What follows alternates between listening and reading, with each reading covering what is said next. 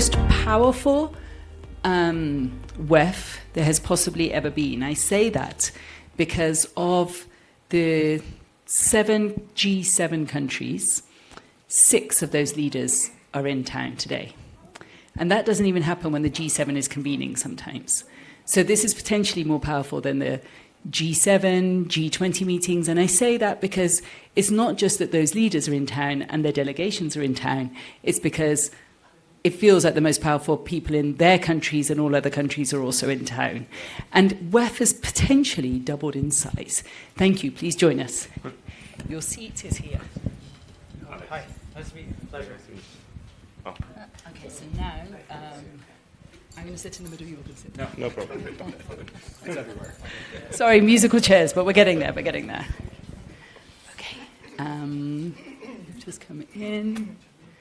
Justin. No, not Justin. No, I'm Fred. Frederick. We do look You a were little taking a video, Fred. That's my twin. I know, it looks very... Okay. So you are here to learn about the future of work, but there is no future of work if we don't have the education component. So I'm going to start with introducing each of my panelists. Actually, I'm going to have them introduce themselves. This is meant to be 45 minutes, or we'll have a timer will be upon us. And so we will make sure this doesn't extend in time and that there's times for questions. But if you have a burning question at any point and it's really burning and it can't wait till the end, feel free to put up your hand. And if I like the way you look, I might allow it. Otherwise, you'll have to wait to the end. Okay, so maybe 25 minutes you'll have to wait. And feel free to also message your friends to come and join too, because this is going to be the best panel. So with that, if I may start and ask you to first introduce yourself. Well, it's good to see everybody. Thank you for coming out. Justin Spellhag. I'm the president of Microsoft Elevate. Been at Microsoft for 27 years. Started when I was 6, but we had a good elementary recruiting program. Elevate is basically a team that's designed to address the change that we see with the AI economy and how driving system change, both through equipping education institutions with the capacity and tools that they need to get students out the other side ready for the AI economy, equipping workforce systems, labor systems, TVET and other systems with the capabilities they need to do the same, because after all, 60% of everybody is in the workforce today. Equipping nonprofits, the United Nations organizations like ITU critically with the capacity that they need both digitally and through partnerships to have impact in the world, frankly, for those that are most vulnerable in the world. And that all comes under the Elevate umbrella. So that's what I do. Thank you. That's what they call an elevator pitch. Did you just feel that? I felt like... It was an elevate pitch, not elevator. Oh, very good point. Very good point. Thank you, Justin. I appreciate that. So, may I ask you now to introduce yourself? And this... Oh, nice. Thank you for sharing, twins. Thank you. My name's Justin. No, sorry, it's Fred. Now I work for ITU. For those of you that don't know ITU, it's the United Nations Specialized Agency for Digital Technologies. And we do 3 things. We harmonize and allocate radio spectrum and satellite orbits. So if Elon Musk wants to put a satellite up in space, he has to give me a call. Well, not me personally, but he calls ITU. We develop international standards that underpin modern telecommunication networks. So if you've seen a video online or called your friends overseas, you likely used an ITU standard. And last but not least, we assist developing countries in bringing up their ICT infrastructure. Also, the reason we're here, we're the organizers of AI for Good with 50 plus UN sister agencies and some very important industry partners like Microsoft who have been with us since the beginning. And that beginning was 2017. And if you think about it, that's probably an eternity in terms of AI years. I'm sure you would agree. But Microsoft was there at the beginning, providing us with knowledge, expertise, use cases, showing us what's possible so that when we engage with our member states and UN agencies, it's really coming from a technical foundation that's solution-oriented and that's also aligned with basically solving global challenges. A lot of those global challenges are affordable healthcare, education for all, clean energy, food security, disaster response, and also looking at the more physical manifestations of AI in the form of robotics, brain computer interfaces, autonomous driving, and even now we're looking at space computing. But the reason we're here is if you basically look at the whole history of AI for good and the biggest concerns facing UN agencies and member states is how do you address the AI literacy gap and how do you democratize access to AI skills? And that's why we launched the Skills Coalition to basically build a whole community of partners, and Microsoft was one of the first ones to sign up to that, to basically offer online and in-person training resources targeting all audiences, from grad school to grade school, everything in between, diplomats, engineers, startups, in all parts of the world and all languages. So very much looking forward to this discussion. Thank you. Thank you. It was so funny that when we were about to host this panel, I had 3 very eager panelists who are going to be on your second panel. And they said, are you a strict moderator? You might have to be strict with us on time. So I'm a strict moderator from now on, okay? And our introductions are going to be briefer. That's okay. Just saying, just saying. I am Dr. Mandeep Rai. I'm the author of The Values Compass. And the reason I loved your introduction, this is a sandwich, kind of feedback sandwich. The reason I loved it is because as well as being an author and working for the BBC, one of my first jobs was with the UN Radio. People don't even know UN Radio exists, and it exists, and so thank you for doing the work that you do. We've now worked in over 185 countries, looking at the values and the best of each and every nation, and education is part of it. So I think that's why I've been chosen to moderate this panel. So with that, I'm going to have you please introduce yourself in any way you wish. Thank you very much, Mandeep, and very impressive. On my side, I'm kind of brand new initiatives. We have only 1 year, and we are an association, and we address vulnerable population educate them in cybersecurity. What we want is to use new technology in order to be able to educate massively on a personalized way. We are based in Geneva. We are funded by one of the the biggest private foundation in Switzerland, and we will be very happy to answer your question. I like that. Okay, so have questions at the end, please. Hi, my name is Alex. I'm CEO and founder of Flylane. Flylane is a company that does AI infrastructure for education. What that basically means is, I'll start with a problem statement first. So if you look in the US, for example, over the past 40 years, the expenditure on education has risen, even with inflation-adjusted numbers, around 200%. At the same time, if you look at the results of the students, what they're actually getting, there is kind of no increase and no decrease. It's kind of stable. And what we thought about is how do we personalize education for every learner, and that's how we developed our AI tutor that we're now piloting with over 30 universities globally, and probably by the end of the year we're going to get to maybe 100 universities or so. So Davos really helps with that. But then we also understood that we cannot be just focusing on the student, because there is a lot of stuff that's happening on the admin front. And Mr. Trump, for example, has closed the Ministry of Education in the US for some time. I don't know if it's still closed or not. But is this disastrous? I mean, nothing really changed, right? So in that sense, because there is a lot of admin and there is a lot of extra kind of costs, and this time that these professionals could be spending on students, actually personalized education, they're spending it on the admin stuff. So then we thought, okay, how do we change that? And we thought, okay, we can build a new infrastructure for education that will be agentic, that will be orchestrated by a ton of agents, and we can build on top of existing platforms, including Microsoft's and including Lucian and all the other ones. So we're here building the future of education step by step, and it's a big discovery process, so happy to be here. Thanks. Thank you. I think I have the most important people on the promenade in this room. Why? Because how many of you have children? Put your hands up if you have children. Okay. How many of you have children who are kind of about to start work or working or are thinking of work? Hopefully everyone's thinking of working at some point, right? You hope your children will leave home and have some financial means, and yes.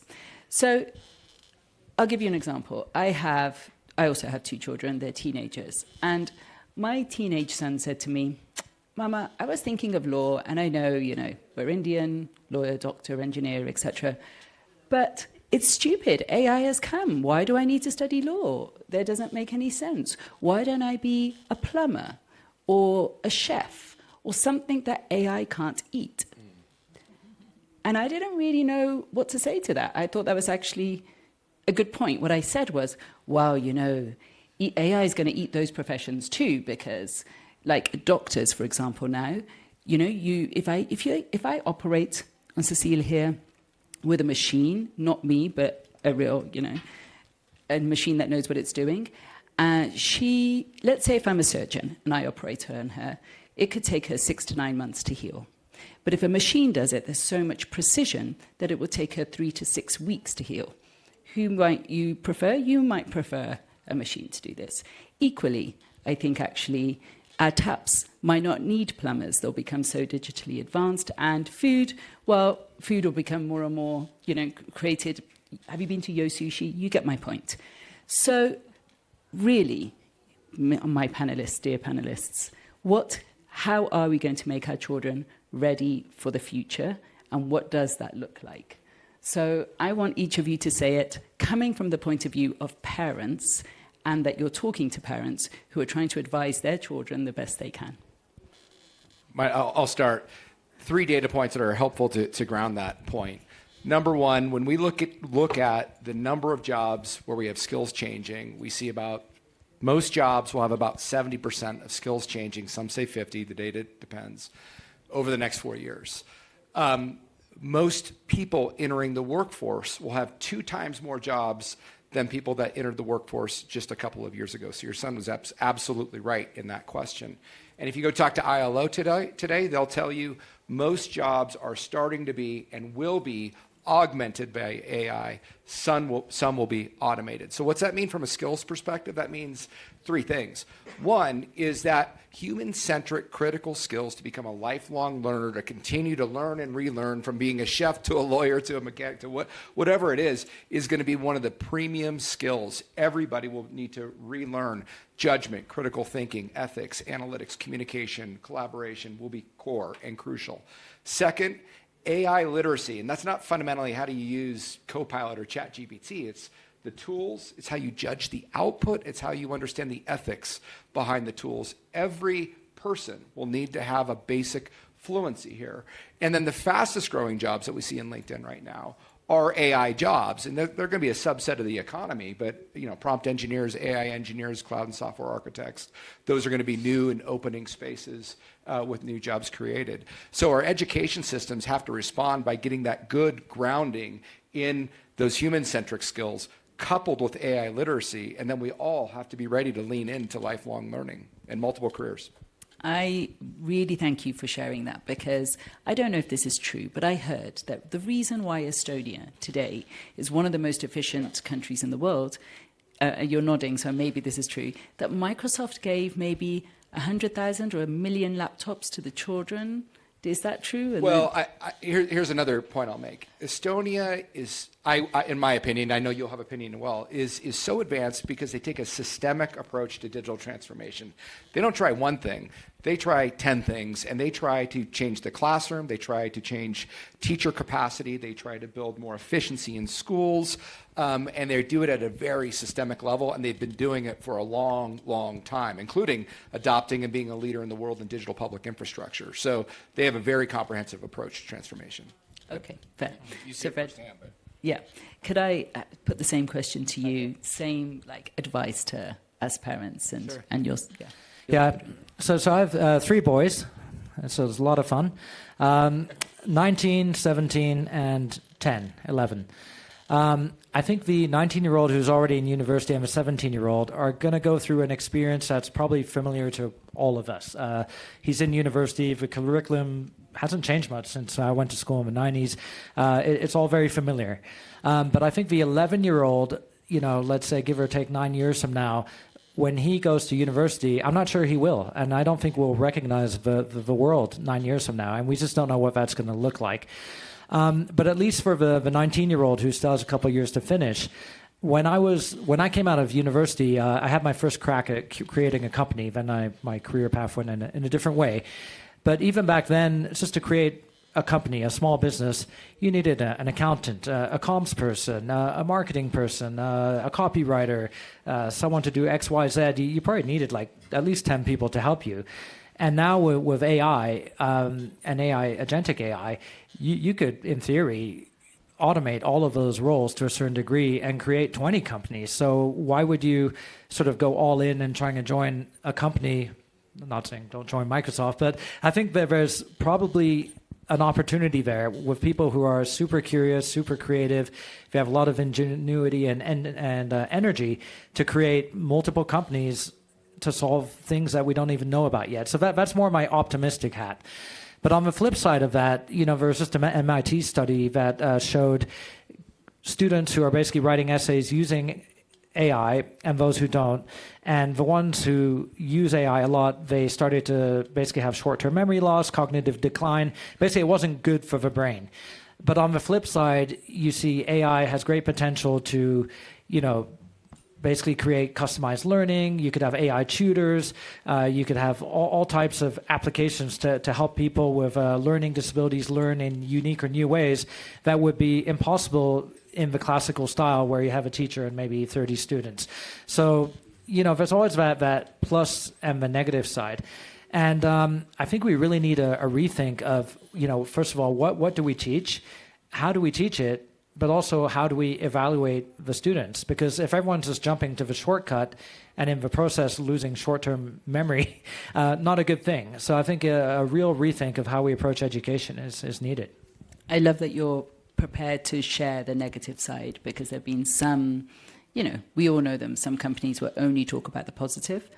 And it's just not fair, is it? It's not fair to our children, and it's like sleepwalking into the future, and you're like, wait, when is anyone going to turn the light on? So thank you. Now, Cecile, I find that your work is particularly important because you're looking at those who are disenfranchised and vulnerable. And we used to think that it may be the poorer part of the population, but actually, I feel like it is many more of us than we could ever imagine. So shed a little bit of light, please. And also that parental question, if you have input.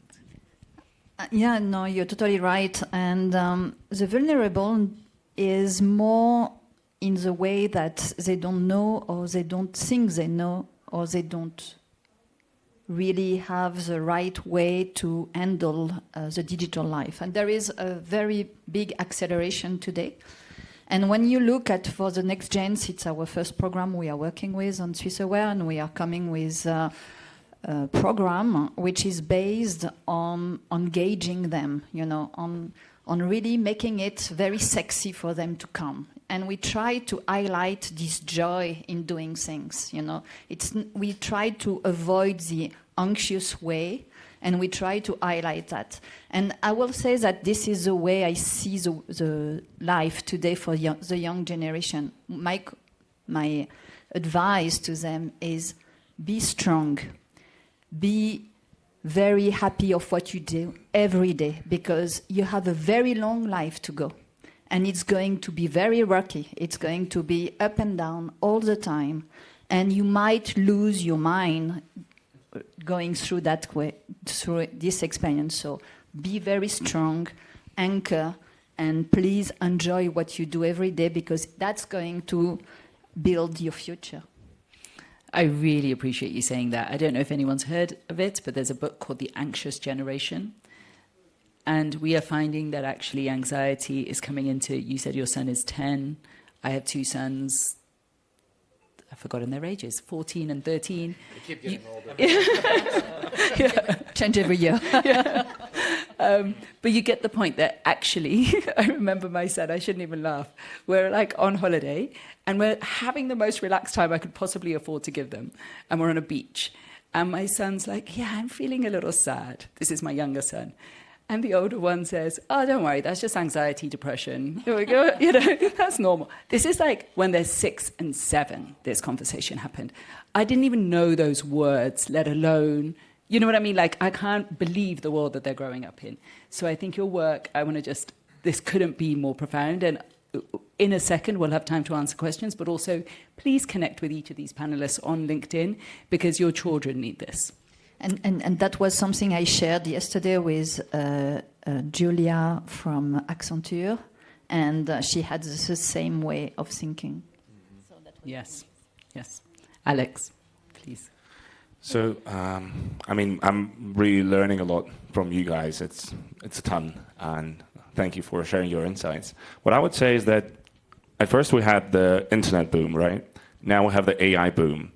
We initially thought when the internet boom started to happen, we thought that internet will solve poverty, internet will give everyone access to all the books in the world, all of the content, and it did. At the same time, we're here in 2026, and at WEF and other events in Davos, we're discussing how do we solve the biggest challenges. And even with internet, the challenges didn't go away. So what I'm thinking is what we got to actually teach the students is not only to say, okay, here's a technology, but you actually need the soft skills of creativity, communication, and actually how do you set goals? Because let's say if you're a student, you're from Africa. I mean, now we go down the promenade and every country is open to collaborate. There's so much economic growth and potential, right? But who is actually going to make that change happen? Who's actually going to lead on that front? And that's going to be the kids. So what we got to teach the kids is like, okay, you set a goal. Probably you're not going to achieve it, right? But you're going to learn a lot. It's the Ray Dalio, kind of, you set a goal, you embark on a certain path, then you kind of analyze what happened, and then you can even set a higher goal next. So what we actually got to teach is more on the soft skills front, on the goal setting, and really make sure that they're not giving up when they're just trying something and then it doesn't work. I have a 2.5-year-old daughter, and when she doesn't, she wanted to do something, it doesn't happen. She just falls down and cries. It's like, I cannot do anything. I'm like, you can, come on, get up. and that needs to happen at every age. That's one thing. Second thing is orchestration of AI. Right now, we as a company have, let's say, Cooley as our law firm. We have other firm for accounting, blah, blah, blah. But honestly, when I need a quick advice, I would ask either a specialized agent on legal stuff or ChatGPT. And that would be my initial kind of go-to thing because I don't have to pay money for it and it's really quick. And then I can actually ask guys, Cooley, is this good or not? And what I'm envisioning is that every kid is going to be a bit like Tony Stark and Iron Man when you have this super system and you actually need to know how to orchestrate it. But coming back to my first point, you need to understand what your goal is because there's no point in orchestrating just for the sake of orchestration. So set goals and know how to work with many AI tools. And I'm sure that a lot of the professional services and professional industries will be available in AI format at a very, very, very small cost. So the barrier to entry to actually achieve something and do something and serve humanity is being lowered at this moment. So I'm really excited for the kids, by the way, because of that. I love your optimism. Thank you. I think that we say it's for everybody at all times and it doesn't matter where you are, but it's just not true. And my fear is that actually this might be the quickest divide in our population, as in the quickest division of haves and have-nots that we're ever seen. And the two things we cannot defy. One, we are all from somewhere. We were all born in a particular place, in a particular culture. And two, time. So I'm going to bring up both of those things. Culturally, if you turn to ChatGPT or whomever, DeepSeek, you are getting two cultural frameworks there. Your children are going to have their questions answered by either American algorithms or Chinese algorithms. Secondly, people are saying, wow, it's taking some people are saying that this technology is taking time to develop. Other people are saying, oh my God, it's developing so fast, I can't even, it's like whiplash. The point is, it's going to happen. This year is going to be phenomenal speed. So in this next kind of quick round, and this is our final round before we open up for questions, can each of you give us the best solution you have or the best tip or trick so that our ROI of being in this room as opposed to any other panel has been worth coming here? All right, Take let's it away. start. So 2 data points to frame my comments. In 15 years, 25% of the workforce will be African. The point you just made is absolutely true. When we look at the data right now on diffusion of AI, it is absolutely disproportionate. And so we risk leaving 25% of the workforce behind. There's 2 things that I'll say concretely that we need to do better. One, specifically at Microsoft and everybody else that creates this technology, needs to be building these solutions in local context, in local language, with local cultural paradigms, and that is something that we're working hard on through our Microsoft research and AI efforts. But is it moving fast enough? I'd say no, right? We need to move faster, especially for those on the African continent. Second, no single government in this room, technology company in this room, partner in this room can solve it. It really requires strong public-private partnerships, bringing together organizations like countries, like ITU, like UNICEF, like Microsoft, and other technology and financial players to combine forces to really lean in and deliver programs at scale. And one program, concretely, to use an example, is our Generation Unlimited program. That's a UNICEF program that has equipped 5 million people with skills from literacy to financial literacy, entrepreneur skills, and 1 million of those are going into jobs. We need more of those kinds of concrete programs with concrete results on the ground. Justin, thank you. Thanks. I'm glad you mentioned Africa. I'm also optimistic about Africa, but you can't take it for granted that it will go in the right direction.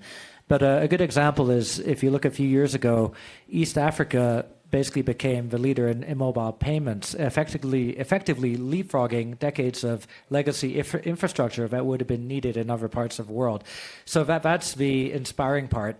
And I do think that if you get the right tools in the right hands, then you could probably enable a whole generation of Africans to also leapfrog a lot of the infrastructure challenges that have just been missing for these years. But we were at AI for Good Impact Africa just before Christmas, and I met a gentleman called Lucky who's writing about AI in the townships. And I asked him, how many people in the townships have a mobile phone with access to 5G and AI? He said, well, about 80%. Okay, cost of data is high. But then I was like, well, is it creating value? Is it creating collaboration? Are people using it correctly? What's going on there? And he said, no, because again, you can't take it for granted that just if you put the tool in the hand, that you're going to use it in a way that's going to create new businesses or solve local challenges. Probably what will happen is it will become a crutch instead of a tool for creativity. So that's where the AI skilling part really is important. And last but not least, how many people here have tried like an online learning course? Okay, how many people completed it? Or how many people have not completed an online? Yeah, so there's a pretty, the good news is there's this abundance of online learning resources, tools. Like you said, everything's on the internet. But I think we really, again, need to think about what we teach, how we teach, and how we evaluate the students who complete those courses. And I think the learning by doing aspect is pretty important. So AI for Good, we have a Robotics for Good youth competition in 70 countries now on disaster management and food security, targeting kids from 10 to 18. And they're actually building robots using AI aligned for good to solve global challenges. And in doing so, they're actually, we're creating the next generation of entrepreneurs, policymakers, maybe standard setters. And I think learning by doing in that way, you just get the skills that would probably be more applicable than if you just do like an online course. So I'm just saying that learning by doing philosophy is probably one of the ways to navigate all of this. Thank you so much. I feel as though the truth that you said in our short-term memory, like basically dementia, we used to think it would happen in our 80s. Actually, maybe we're bringing these kind of problems forward. And so if I summarize what we've been saying, and don't worry, you guys get to do it too. If I summarize it, it would be saying that we want our children, or we want our future, we want to have resilience. I wonder if we'll have resilience if we're so used to everything being done in the touch of a button, and everything else feels slow if it's not quick. And we want our children, actually, we want these values, right? We want empathy, we want all those soft skills. But who's teaching that? Is that in our education system? So we're going to wrap up super fast. You guys are going to give your super quick comments. And then hopefully we still have a few minutes for questions. Okay, good. So, in a very short way, I will say find your community and use new technology as a tool. Because if you look at history, it's always learning with others that show and exchange things, and it comes from the Sapiens era. It always worked like that. And use the tool you have today is the new technology. Use that because community today is global and maybe soon also universal. Very good point. Thank you. Yeah, I'm kind of finishing on an optimistic note here, I guess. One thing I'll say is that when we look at humans, we are basically hormonal machines inside, and there's like dopamine, there's cortisol, there's other kind of things. And then when someone's watching reels on Instagram, and now somehow Instagram and TikTok and other platforms know us so well, we get a huge dopamine hit. And then we make a decision that, okay, we're not going to watch Instagram. Like, I spend 2 minutes on Instagram just seeing what my wife sent me, and it's like my job to see the reels that she sent me, and I close it. And similarly, but I have a big mission in life, right? And it's really important to understand that for every student, it's really vital to have a mission. And it's really the psychology part that matters. It's like, what are the beliefs that they got? If, let's say, I'm from Nigeria, and I'm thinking that I'm leaving Lagos, Africa is going to go through this global transformation, I can actually lead and contribute to that, and can build $1 billion empire, etc. You can. If you think, oh, it's all going to kind of go to some other direction, like basically every belief like that is a self-fulfilling prophecy. So we got to actually work with the students early on to make sure that they're super confident. And yes, they may be not right with the first hypothesis tests, but they will get it and get to the good result eventually. And the other thing is that, when we talk about education and AI, all of us in this room, we got to learn by doing, by trying hypotheses and thinking, okay, yeah, it might not work, but we actually tried 10 different things, and 2 of them worked and 8 of them didn't. And it's a bit like when you're a singer or a songwriter, you don't know which song is going to become a hit. So similarly here, like, let's test a lot of hypotheses together and let's collaborate. Thanks. Thank you. I know we have some quick questions. I find it's great that you're adding color to the room, and 50% of our participation here is female-male. So I'd love at least one question from a woman and one from a man, and then we'll see if we've got time for more. I was going to say ladies first, but since you've put your hand up, feel free. Do you need a mic, or can we give him a mic? That's very kind of you. Thank you, Cecile. Good afternoon, everyone. Thank you so much for the amazing panel. Really appreciate the time and insights. Sebastian from Qatar Foundation. We're a not-for-profit led by the ruling family in Qatar. I think the spirit of action is a super kind of interesting framing. First of all, I'd like to touch on the cultural point about the LLMs. We also developed the first Arabic large language model together with Google, and we've incorporated a lot of cultural heritage and digitalized ancient manuscripts so we can have some really fundamental tools. We've also launched a progressive education school, which is a completely different type of value-based learning. And what we've found in that process is that actually, although we have the opportunity there, but one perceived route for the future of education, we find that educating the parents often meant there was this barrier to like, oh, I'm nervous to put my kids in something new because later in life, are the companies going to recognize this sort of education? Are they going to recognize that they're unbelievably good with people? Are they good? Because you can't quantify it, right? Yes. So we've had like a lot of growth in the curriculum over the last few years, but I think what are your thoughts ultimately on the parents' role, and particularly the parents of young children, which are often not so present in these sort of sessions and forums and don't necessarily have the exposure to these topics? So I love that question, and thank you for your session at the Qatari with Amal Clooney and LinkedIn this morning. So thank you. So one person's going to take that question. Is that okay? Or unless you're all burning to, who's ever's most burning to? Who's burning to answer that?